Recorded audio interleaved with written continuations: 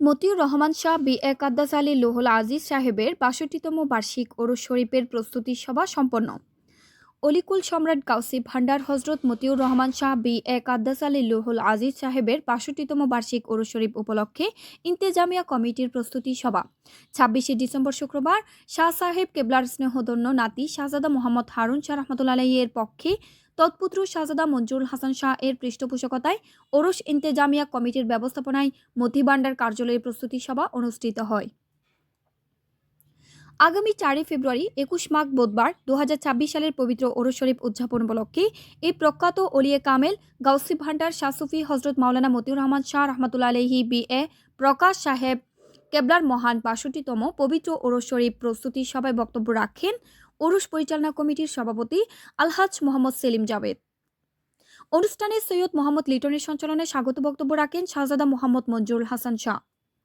হযরত মতিউর রহমান শাহ কেবলা কাবার দরবার অনুষ্ঠিত হবে। আপনারা দূর দূরান্ত থেকে সকল আশাকান আজকের এই প্রস্তুতি সবাই আসছেন শীতের মধ্যে, সেই জন্য আন্তরিকভাবে ধন্যবাদ।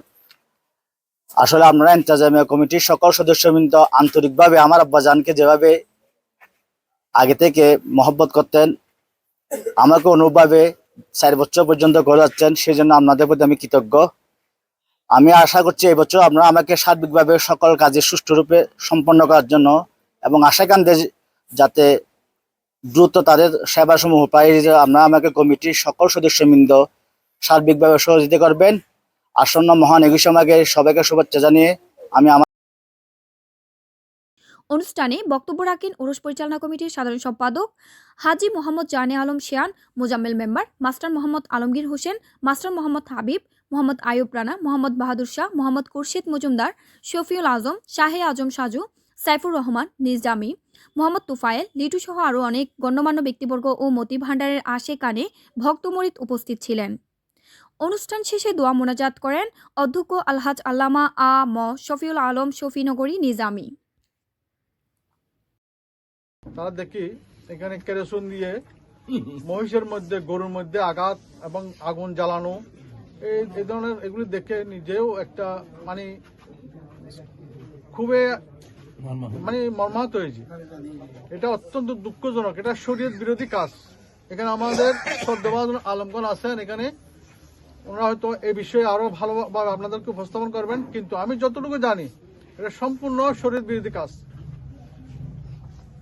আমার কথা হচ্ছে, যারা এখানে সওয়াবের জন্য আনবেন, আপনাদের হাদিয়া নিয়ে আসবেন, আপনাদের কষ্ট অর্জিত টাকায় হাদিয়া নিয়ে ওরসে আসবেন, আদর সাথে আসার চেষ্টা করবেন। তবে আমার একটা অভিযোগ আছে, বেলায়েতের যেখানে চলে ওইখানে অ্যাকচুয়ালি এগুলো 12টার পরে অনেকগুলো লোক আসে। আগে আমি ছোট কাল থেকে এখানে আসি এবং রাত্রি যাপন করতাম, কিন্তু এখন দেখা যায় আপনারা 8টা বাজে আমরা যদি বন্ধ করে দিই, আসল লোকের আমরা ঠিকানা পাইতেছি না। ওখানে তখন দিত 3টে বাজে 4টে বাজে তবরুদ বিতরণ হতো। এখন এটা অ্যাকচুয়ালি আমার মনে হয় কেমন যেন আমরা বাতলে আসি।